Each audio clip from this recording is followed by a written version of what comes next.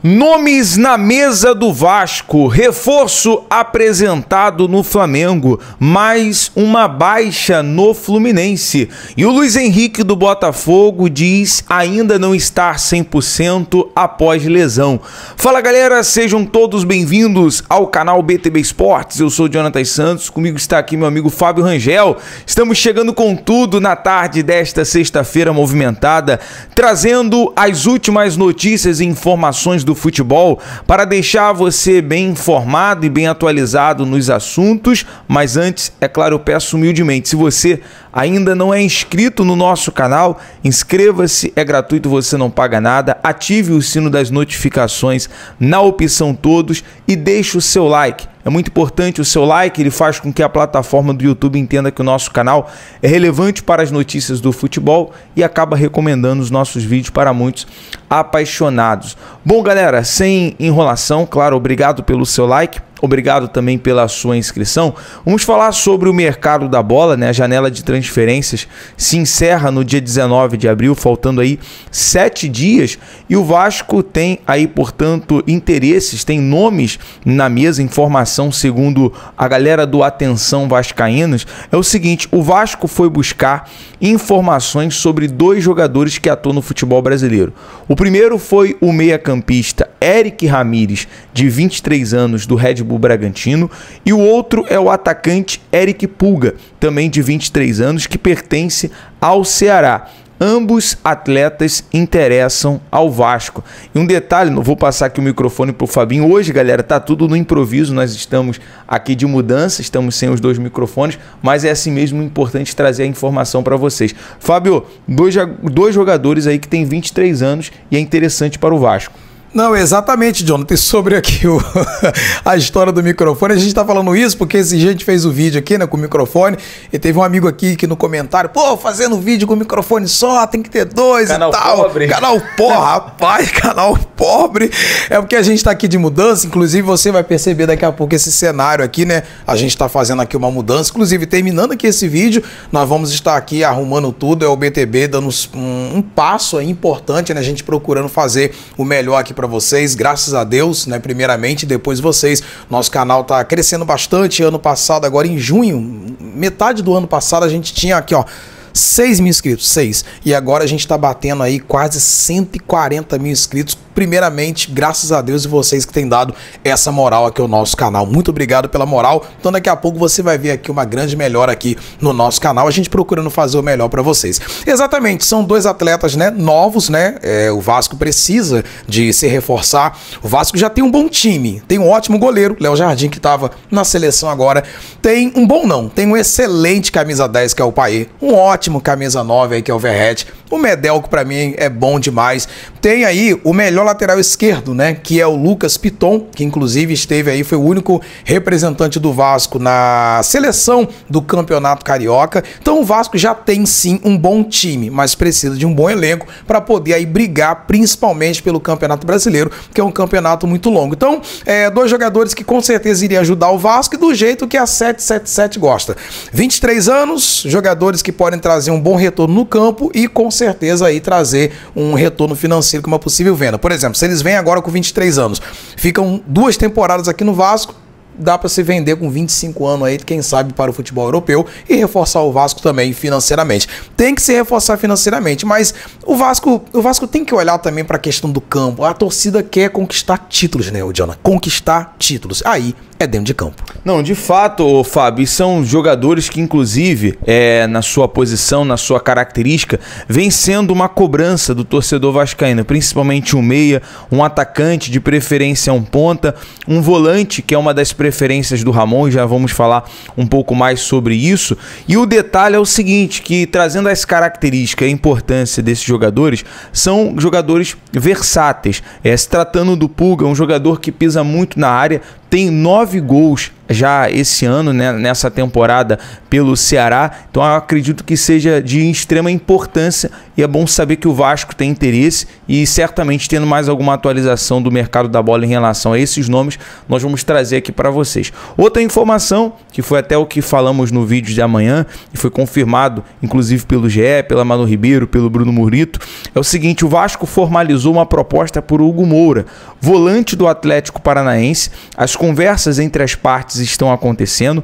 O jogador de 26 anos, formado na base do Flamengo, entrou no radar depois que o Vasco não conseguiu avançar as negociações com Marlon Freitas, jogador do Botafogo, e Martínez, do América Mineiro. E claro, a gente sabe que hoje a prioridade do Vasco, se tratando da comissão técnica, do técnico Ramon Dias, do Emiliano, é um volante. E essa informação, e eu até estava conversando aqui com o Fábio pela manhã sobre as características do Hugo Moura, né? Você acompanhou o Hugo Moura quando ele jogava no Flamengo. Seria interessante essa peça para o Vasco? Não, exatamente. Se o técnico Ramon ele quer ali um volante de marcação, cara, o Hugo Moura com certeza ajudaria muito o Vasco. Eu falei para você aqui mais cedo, né, sobre essa questão da marcação. Quando tocaram no nome aí do Hugo Moura para o Vasco, eu lembrei logo do Medel, porque são dois jogadores assim de muita raça, muita marcação. Então o Vasco teria ali um volante de muita pegada no meio do campo e se passasse por ele teria o Medel ali na parte da zaga também, né? Então dois defensores de muita marcação.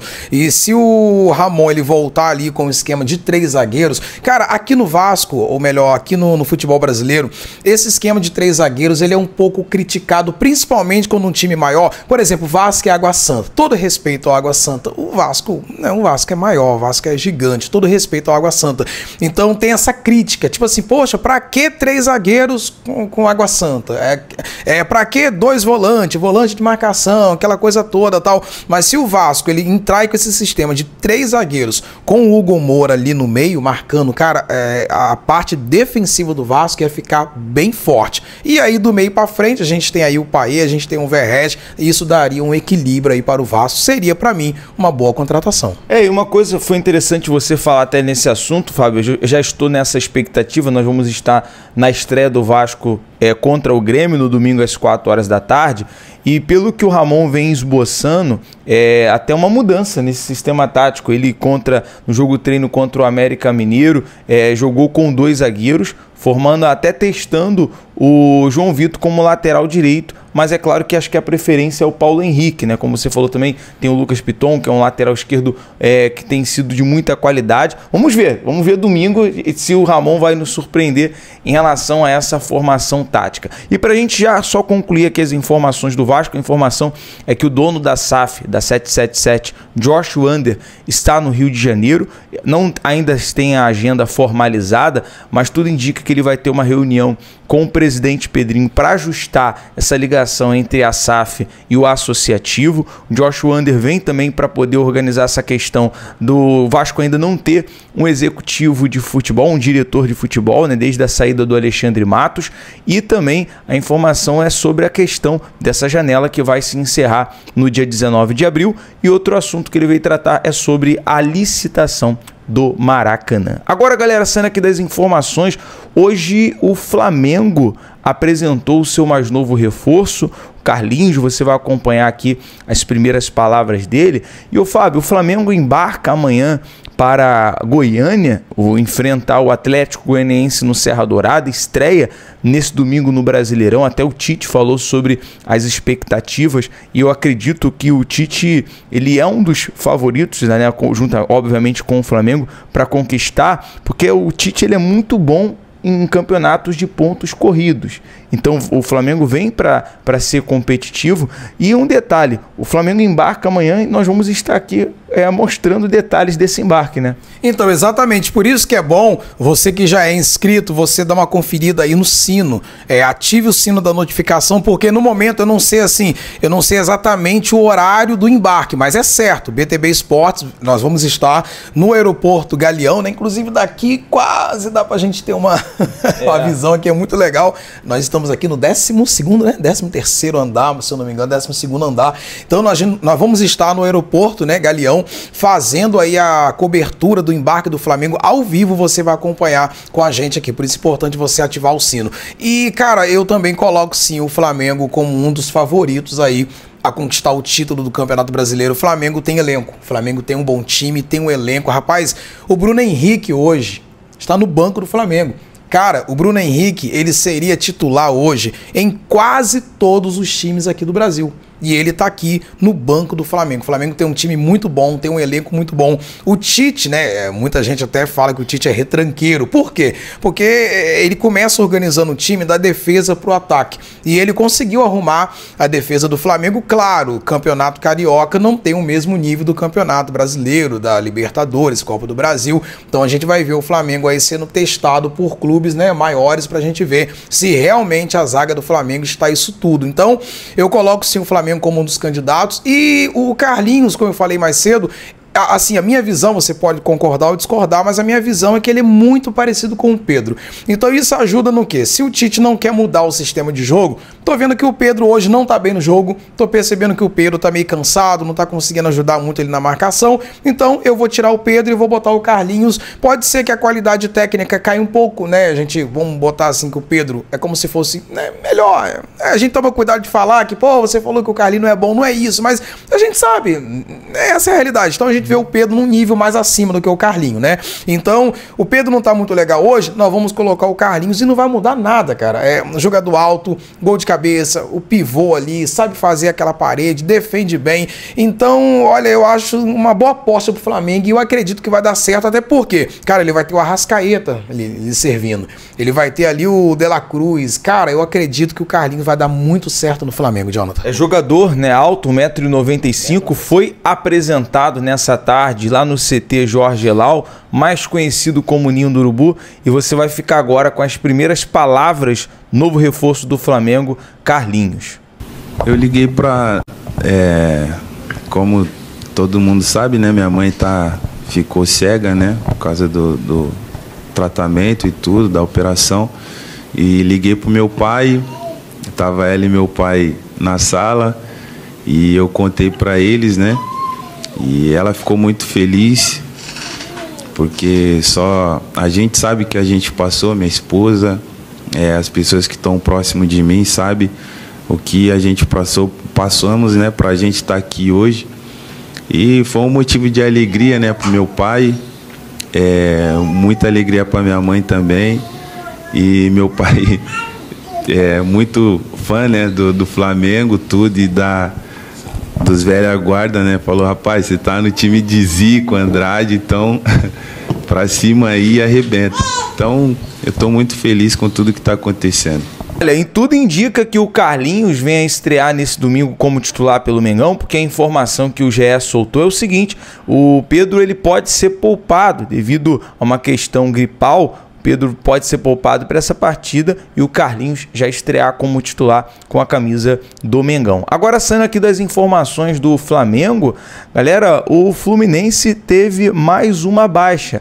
Depois da contusão do Lelê no último jogo, onde o Fluminense venceu o Colo-Colo por 2-1, onde o Lelê entra no segundo tempo no lugar do Felipe Melo e sofre essa lesão no joelho, saiu mancando. Você acompanhou aqui as imagens feitas pelo nosso amigo Fabinho, aqui onde o momento ele sai na zona mista mancando. A gente deseja uma ótima recuperação para o Lelê. Agora, outro homem que também é da confiança do Fernando Diniz, Fábio, o jogador Thiago Santos, sentiu dores na coxa esquerda durante o treino da última quarta-feira e após a realização de exames foi detectada uma lesão muscular. O atleta já iniciou o tratamento no centro de treinamento Carlos Castilho. Cara, o Fluminense tem um ótimo elenco, né? Tá disputando a Libertadores, venceu, empatou contra o Alianza Lima no jogo da ida por 1-1. Teve a vitória contra o Colo-Colo por 2-1, um gol do Germancano, que voltou também, se recuperado de lesão, juntamente ali com o Ganso, e gol do Marquinhos. Mas essa questão de lesão atrapalha muito os times, né? Atrapalha demais. E o Diniz, rapaz, ele tem essa capacidade aí de ali se reinventar ali. Por exemplo, o Thiago Santos, ele era um volante e o Diniz conseguiu, né, puxar ali o Thiago para poder fazer essa questão ali da defesa, a parte defensiva, e vem fazendo muito bem. A realidade é que depois que o Nino saiu, o Fluminense não conseguiu ali encontrar um um zagueiro para substituir a altura. Essa é a realidade, mas o Diniz vem conseguindo se reinventar e, cara, mais uma vez o Diniz vai ter que organizar essa defesa do Fluminense, porque o ataque é muito forte. O John Kennedy, o Cano, o Fluminense também tem um elenco, o Marquinhos, os reforços que chegaram também, o Terães, o Renato Augusto, cara, é um time muito forte ali do meio para frente, mas o Diniz vai ter essa dor de cabeça para poder organizar a defesa. Ah, e além do mais, não é só colocar um zagueiro ali no lugar do Thiago Santos. Tem aquele toque de bola ali que tem que ter uma frieza, tem que ter um domínio, então não é qualquer jogador que joga nessa zaga do Fluminense. Não, concordo plenamente, Fábio, em relação a isso. Até nós vimos no jogo da quarta-feira, não, da terça-feira, o Fernando Diniz, ele improvisa o Martinelli, né? Mais uma vez ele coloca o Martinelli. Se for na questão de improviso, o Diniz, ele tem essa arte de improvisar, tem um time na mão. Provavelmente ele vai usar o André, o Martinelli ali como zagueiro, mas agora, de fato, torcer para que esses jogadores que estão como lesão, o Gabriel Pires também está em departamento médico, voltar o quanto antes para ajudar o tricolor que está em busca também da glória eterna na Libertadores. E outro também que está nessa luta pela glória eterna é o Botafogo, que não começou muito bem na Libertadores, né? Teve a derrota por 3-1 contra o Júnior Barranquilla, perdeu ontem contra a LDU no Equador, em Quito, e teve ali as palavras também do Luiz Henrique. Luiz Henrique projeta a estreia do Botafogo pelo Brasileirão, mas ainda diz não está 100%, né? Lamentou muito ali a derrota do Botafogo em Quito. O Botafogo ainda tem condições, obviamente, de se recuperar na Libertadores, mas já avisa essa estreia no Brasileirão. Ele diz o seguinte: a minha volta depois da lesão está sendo um pouco difícil, até para me adaptar ao jogo de novo e aos treinos, mas estou dando o meu melhor a cada dia. Semana que vem eu vou voltar para o Brasileirão, um campeonato que eu já conheço, já disputei, fui muito bem nele e espero continuar assim. Falta um pouquinho para eu terminar de me adaptar ao futebol brasileiro, mas sei que vou trabalhar a cada dia para que eu possa estar 100% e ajudar o Botafogo. Olha, pelo que eu observei do Luiz Henrique, principalmente no segundo tempo, onde o Botafogo voltou melhor para a partida, pecou com aquele gol devido ao erro do setor defensivo, mas tanto o Luiz Henrique quanto o Jefinho ali pelas pontas vai ajudar muito o Botafogo nessa temporada, Fábio. Não, vai ajudar sim, Jonathan. Não sei se eu posso falar dessa maneira, mas eu vou falar. Tomara que isso que ele falou aqui não seja uma desculpa, porque o Botafogo não tá bem, né? E olha, tá numa situação, o torcedor sabe disso, o torcedor sabe, o torcedor é consciente, o torcedor é maduro. O Botafogo hoje é o último colocado do grupo D. Tá numa situação muito complicada e vai ter que vencer o próximo. Não tem conversa, tem que vencer. Vai ser contra o Universitário. Exatamente, vai ter que vencer aqui, a torcida chegar junto ali no estádio, ali, o torcedor. É um bom time, cara. É um bom time. O treinador chegou agora também, foi o primeiro jogo ali. Um jogo difícil, né? Um jogo difícil que o treinador enfrentou agora. Então, eu vi o jogo do Luiz Henrique, muito habilidoso. Eu até comentei o seguinte, não sei se você lembra. Eu falei, rapaz, se ele pegar um lateral fraco, ele vai dentro da área toda hora. Ele é muito habilidoso e eu gostei. Agora, o que falta um pouco assim é mais ali o passe. Porque você toca a bola no pé dele, ele sempre cria alguma coisa. Como eu falei, se ele pega um lateral fraco, meu irmão, ele vai lá dentro, é um bom jogador. O Jefinho também, que eu sempre falei, não era nem para ter saído do Botafogo, mas o Botafogo acertou em trazer o Jefinho de volta. E o negócio é o seguinte, o torcedor do Botafogo, como eu falei, não tem mais desculpa. O torcedor do Botafogo quer um resultado, e o time vai ter que se fechar, vai ter que vencer esse próximo jogo. E o pior, rapaz, a situação do Botafogo tá tão complicada que além de vencer, ele tem que torcer para o LDU perder também. O LDU tem que perder, a LDU tem que perder, e o Botafogo tem que ganhar aí por 3 gols, né, ou mais de diferença, para poder sair da lanterna do grupo D. E a estreia do Botafogo também no Brasileiro contra o Cruzeiro vai ser difícil. Assim, já seria difícil. O Cruzeiro é uma grande equipe também, um gigante do futebol brasileiro. Só que o Cruzeiro teve esse empate agora na Sul-Americana, que a torcida do Cruzeiro tá pé da vida. Ou seja, vai cobrar dos jogadores para que entre contra o Botafogo e dê uma resposta. Então, cara, vai ser um jogo de muita pressão para os dois lados, mas o Botafogo tem totais condições de ir lá, de vencer o Cruzeiro, começar bem, marcar os 3 pontos, mas tem que acordar na Libertadores. E não tem mais desculpa. E também tem essa pressão agora da Libertadores, porque tinha aqui no Rio Fluminense e Botafogo, que não tinham título. Fluminense conquistou seu título agora, ficou faltando só o Botafogo e agora mesmo vai ter que mudar essa situação, Jonathan. Esse ano o Botafogo tem tudo aí para conquistar, ter um time, ter um elenco, ter um técnico qualificado. E é isso, galera, nós vamos ficando por aqui com o nosso giro de notícias. Hoje a nossa agenda foi lotada, né? Tivemos informações pela manhã do mercado da bola, tivemos a apresentação do Carlinhos e agora trazendo muitas informações para você.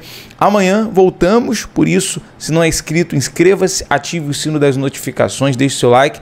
Lembrando sempre, BTB Esportes em todos os lugares. Tamo junto, até o próximo vídeo, é nóis.